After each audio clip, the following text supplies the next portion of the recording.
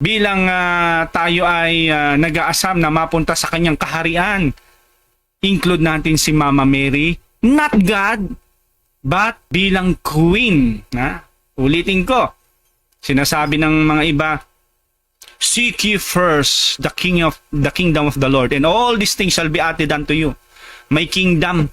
Doon na naman tayo nagkakahiwa-hiwalay kung anong klaseng kingdom ang pagkakaintindi po ninyo, pagkakaintindi ng iba. Ganito ang uri ng kingdom na pinapakilala ng ating Panginoon. Kung tutusin niya doon sa salitang kingdom, dapat napag-iisip na natin, hindi naman sinasabing queendom.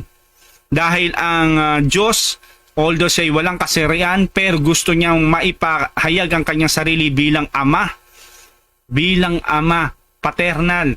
At ang kingdom na ito ay nakabase doon sa kingdom o kaharian na nauunawaan ng mga Hudyo ng mga panahong iyon. Ano ba yung kingdom na ayon sa pagkaunawa nila? Yun ang kingdom na ipinapaliwanag ng ating Panginoon sa ganito. Ito yung kingdom, no?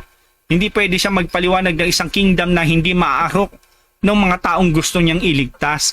So, ang uri ng kingdom niya ay nakabase sa Davidic kingdom, which is sa Davidic kingdom may hari. Kaya nga kaharian hindi naman kareynahan pero may reyna. Ang reynang ito ang siyang tagapamagitan ng mga nasasakupan niya sa kaharian niya.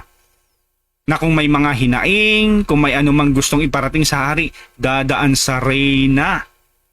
Dahil sa pamamagitan ng reyna na kinalulugdan ng hari, ay magkakaroon tayo ng magandang ugnayan ayon sa gustong kaayusan ng Diyos. Kaya si Mama Mary ay napakahalaga